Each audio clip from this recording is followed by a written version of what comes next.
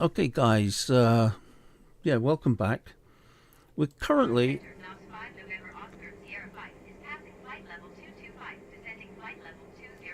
yeah, I'm currently getting back to where I had to leave off. For whatever reason, the stall didn't work when I set it to not to freeze. It just broke, it crashed into something while I was away. So, for those who were watching, thank you. I've got it running at double speed just now, so I'm going to go back to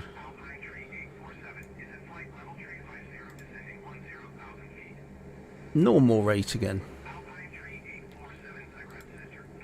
Things were happening quite fast, and you'll notice I've also smoothed out this horrible lumpy approach.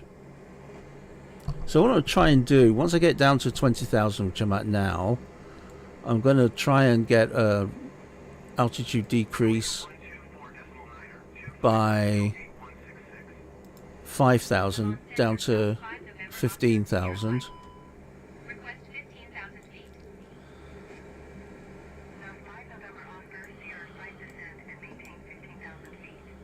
That being was because I had the air brakes out. So it's important that you don't just do things without asking first. Air traffic control really don't like you doing that. If you get more than a few thousand feet, or a few hundred feet above or below your required altitude, they let you know quickly and firmly. Firm but fair.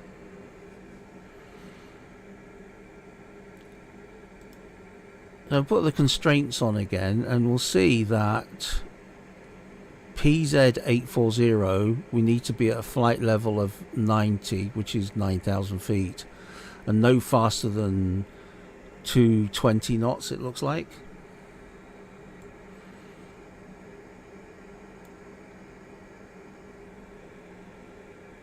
So coming down slowly, well, fairly quickly in fact. We're dropping at 2,400 feet a minute.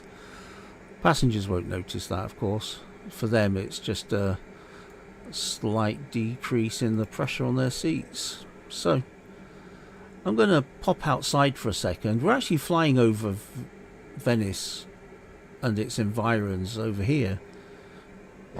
They are really, really beautiful views.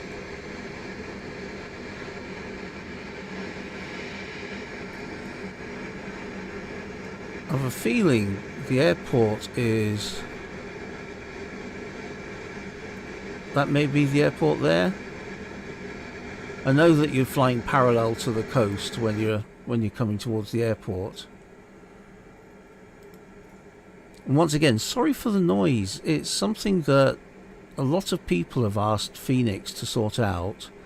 There's no individual control for the outside noise level. So you go from a relatively quiet cockpit to ear-hurting engine noise. So we want to get down a bit lower. I want to reduce my speed. So if I get my speed, I'll set it to 220. Don't think that'll make any difference, but we'll set it to that.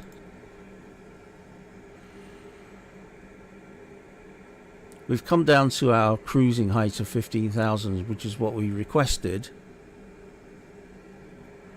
So with any luck, we'll get down in time. These arrows are interesting. I don't know if you've noticed these.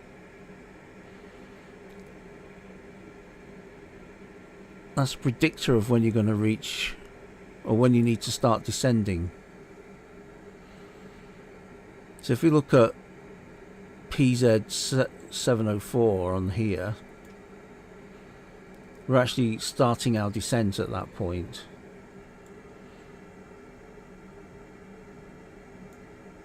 There's another arrow which is a green arrow similar to this, but it points onto the line rather than away from it, and that tells you when you're going to reach your selected altitude.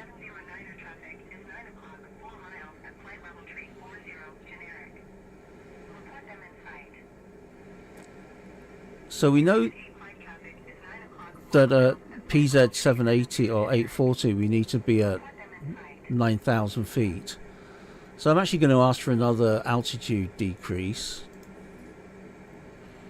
I'm going to ask for another 5 so that we're only flying at 10,000.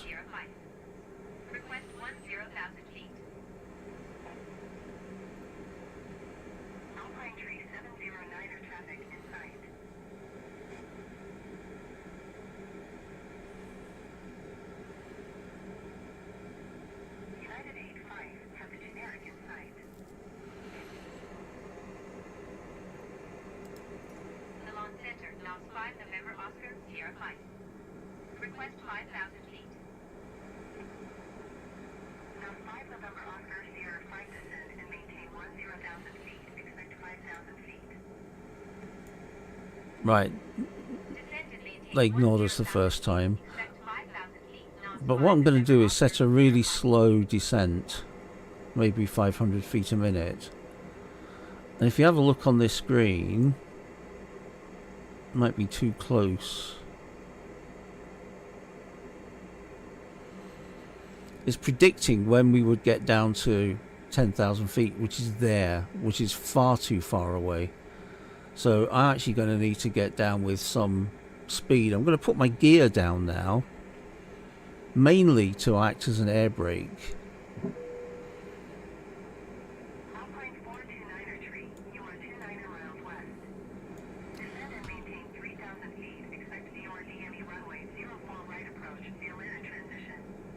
And if you look at the arrow at where it predicts we're going to be reaching the cruise height we've selected, as I wind down the vertical speed, you'll see it's getting closer to the aircraft.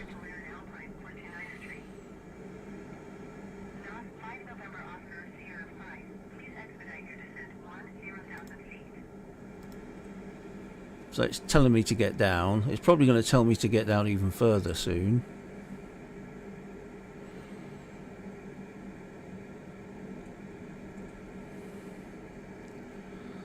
So that squiggly is when we need to be definitely on our way down. That one's telling us... Okay, I've got to keep speed not above 230. This will be noise abatement procedures. It's to prevent noise being an issue. So let's have a quick look outside. Bang, hold something on your ears.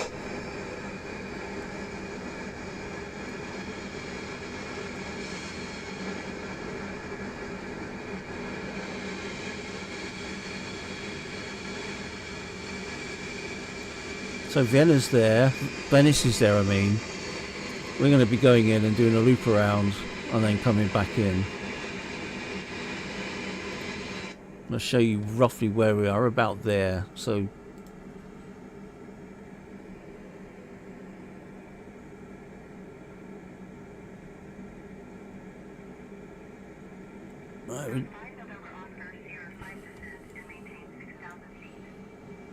right, ATC has given us down to 6,000, which is the actual speed we should be at that waypoint. But we're going to need to put a wiggle on if we want to get there in time.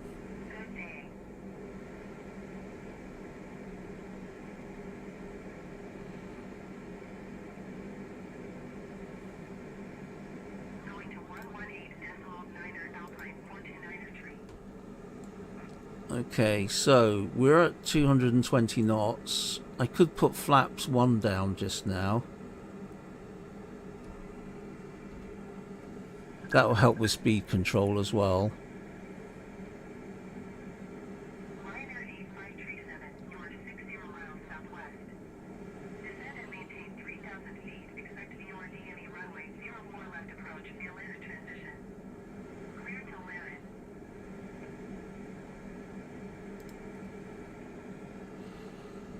Ears covering time again, briefly. I just love the way this plane looks when it's flying.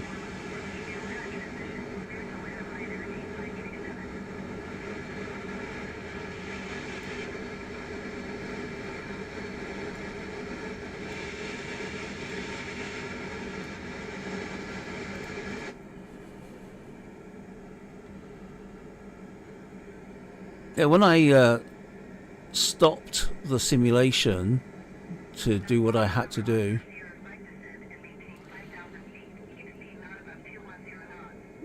so we're now down to 5,000, so it's going to keep us.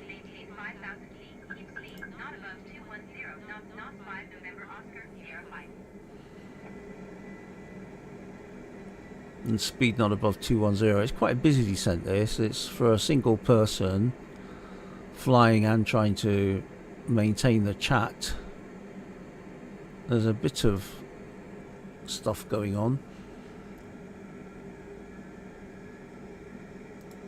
When we get a bit closer, my intention is to take over the controls and fly it manually in. I do like the autopilot, but it's not necessary by any means. Or we could do a full automatic landing. That would be interesting as well. So here's our 210 knot speed restriction. And by the time we get there, we should be at 3,000 feet.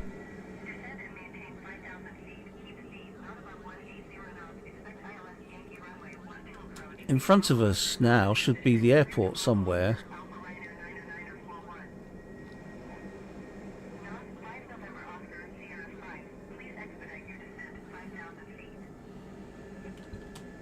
Oops, naughty me.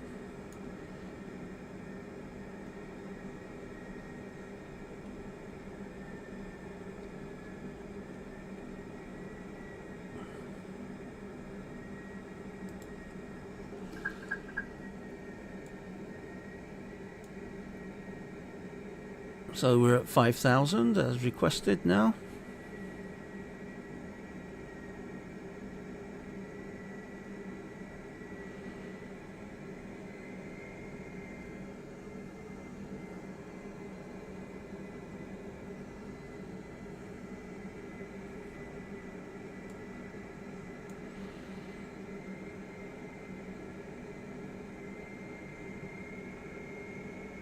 So if I put the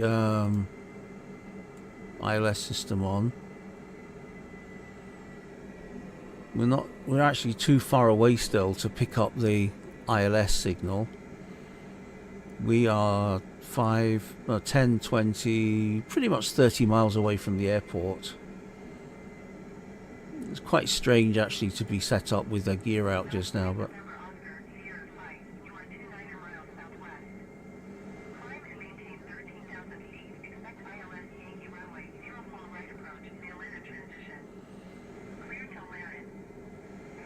climb to 13,000.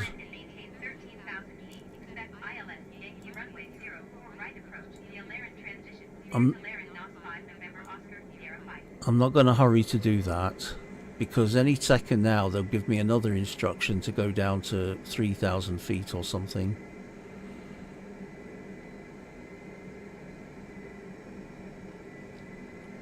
I'm not saying the AI is sneaky, but you watch, as soon as I start increasing height, descend to 5,000. It was just one of those, are you going to do what I tell you exercises? I really don't understand why it does that.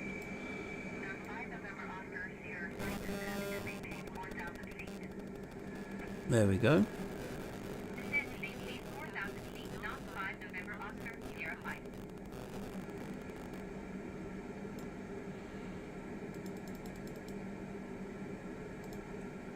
Right, let's have a look out the window. I believe that's the runway there, in the distance.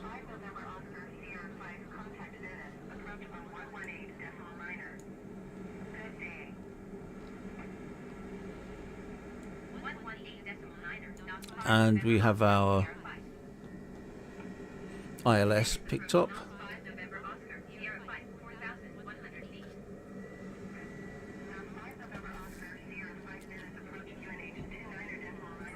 Right. So now we have the accurate QNH.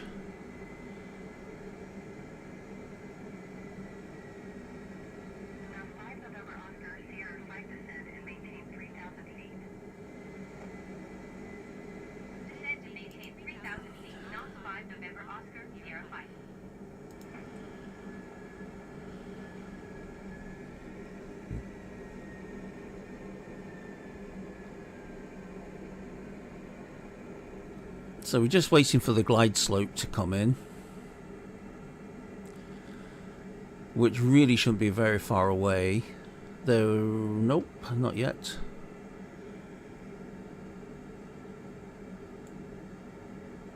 And of course, just as you don't need it, some sort of cloud appears. Very nice of it. Still lined up with the runway there.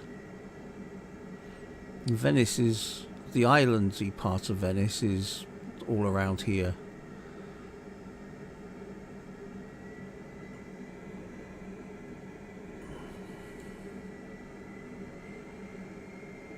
Okay, so we have our vertical component of our ILS.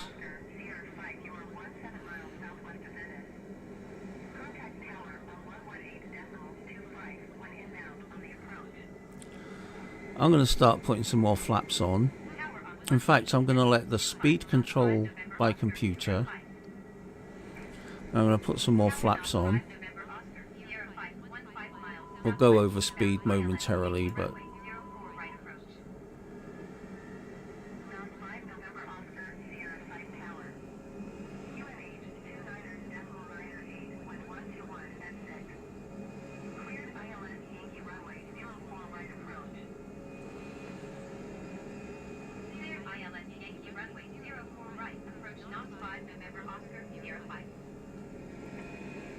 So really nicely lined up with the runway now. Hold your ears, I'm going outside.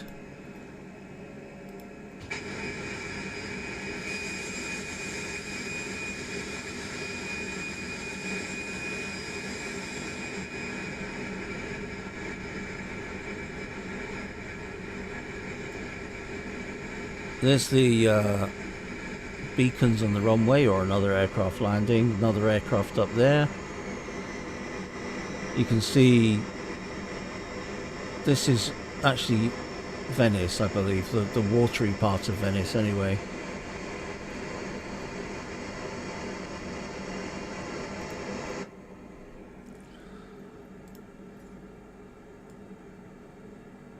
It's bright out there.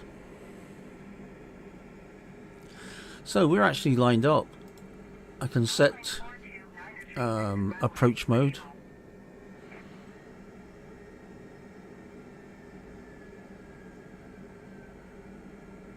So the plane will take care of itself. Eardrums time.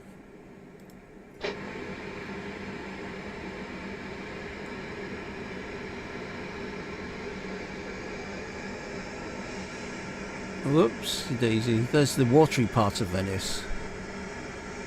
The islands. There's several islands. They come right from here, mainland, they break up into islands. I haven't been there yet. I'm planning to go probably next year.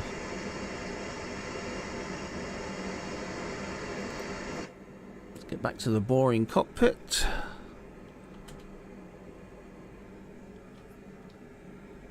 By using control spacebar, you can get back to your standard pilot seat very quickly. Doesn't matter where you're looking or what instrument you're using, as long as you're in the cockpit. It doesn't work if you're looking, say, with the drone or something like that.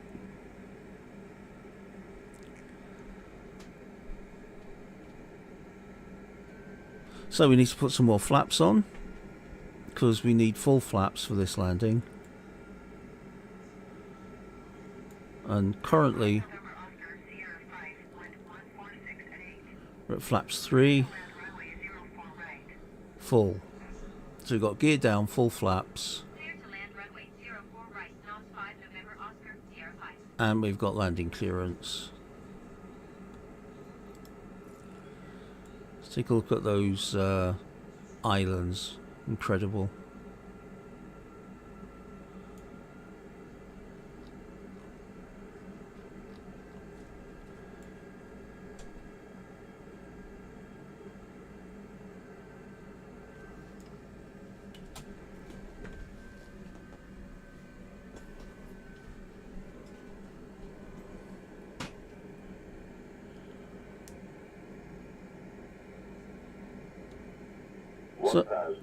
So I'll take over control now. This is where it all goes to pot. That's me disconnected the autopilot. So I'm flying to keep the lines in the black square. Also looking ahead for the pappies. 2 reds, 2 whites. That means we're on the right glide slope. I can of course use the ILS markers as well.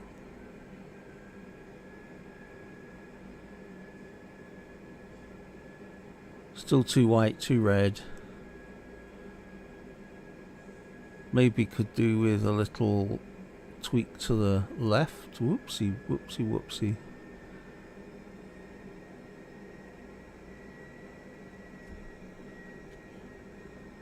Turn off the auto throttle.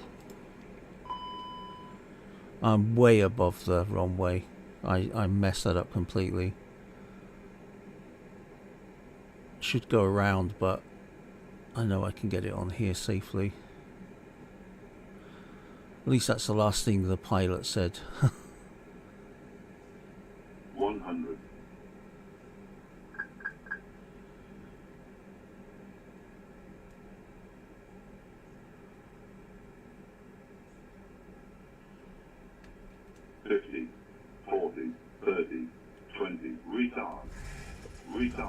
We're on the ground.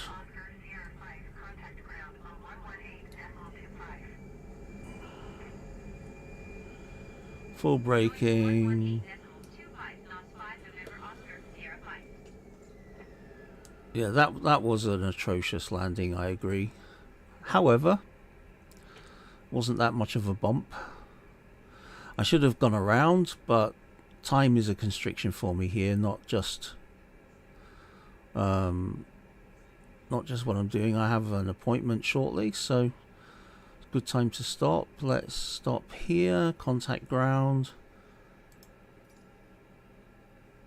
Contact ground. And taxi to gates.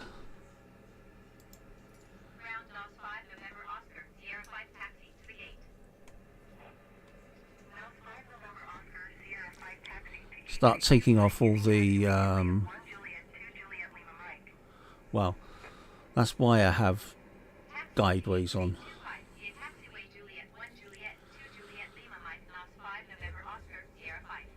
Yeah, so I can start taking away some of the things that I had on just for landing.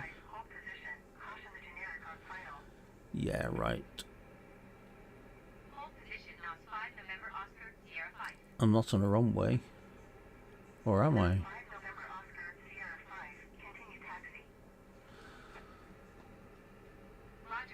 Oh, this is the other runway. This is... Didn't realise they were taking me along a taxiway. Let's put a jiggle on.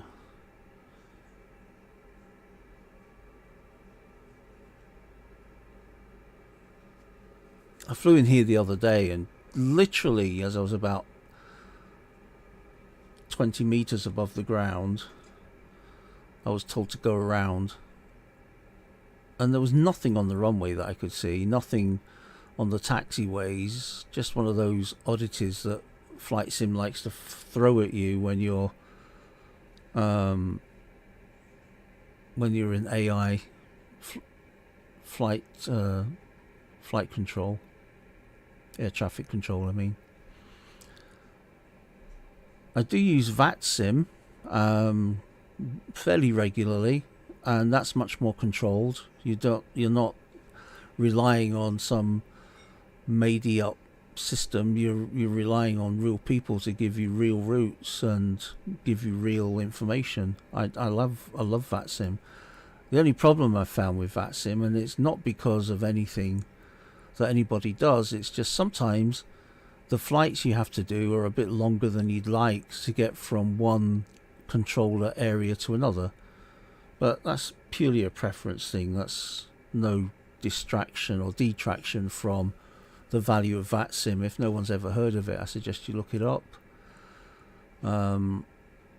VATSIM is like a double-edged sword. It teaches people how to become traffic controllers and ground controllers and things like that, while at the same time giving simulator pilots a much more realistic environment to fly in, because you're actually flying with a real flight air traffic controller telling you where you should be.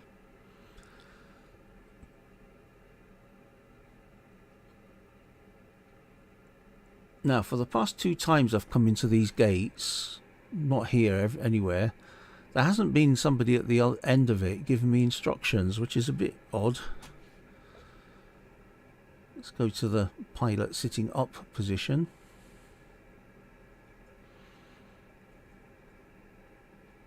We have here. So we need to go left, left, left, left, left, left, left. Slow down, slow down.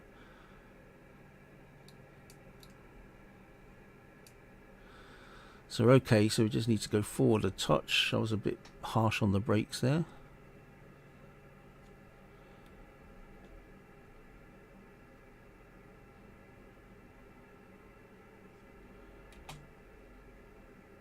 Boom, that'll do nicely.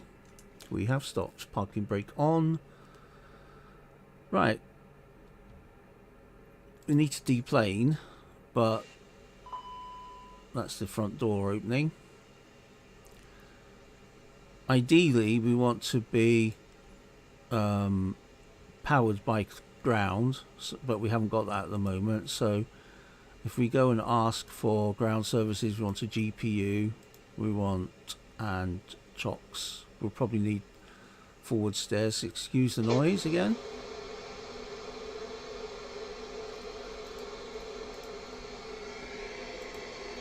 No, we have a jetway connected, which is good. So what we need to do is shut down our engines. So if we go back to overhead, we've got our external power available. We'll put that on. We can take off the seatbelt sign. Probably. Sometimes these buttons are really hard to get to.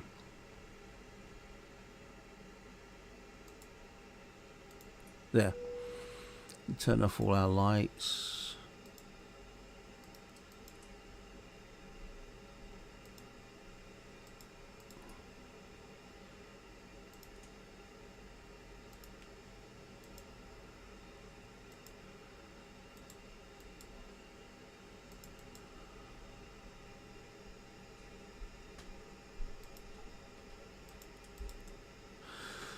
Okay, let's see what else have we got. We've got that one to turn off.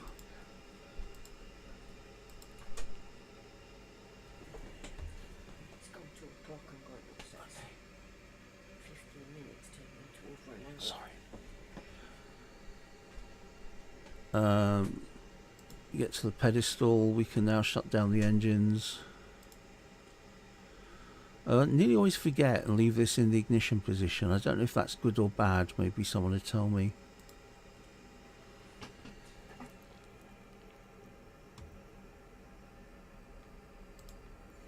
So that's our main engine shut down.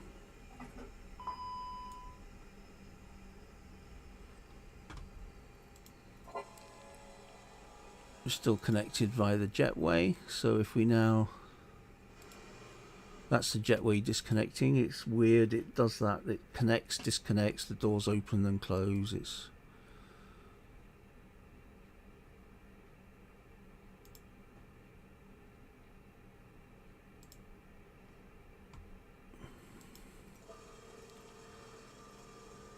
there it comes.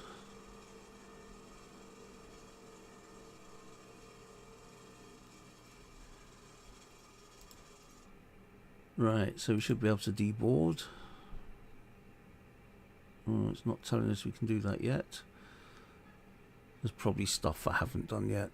But anyway, I'm going to call it that. You don't need to sit and wait for the passengers to get out of the plane. They're not particularly fast. There's nothing particularly interesting. So, if you've been watching, thanks very much. I'll try and do another flight tomorrow. I'll try and make it shorter with no interruptions this time.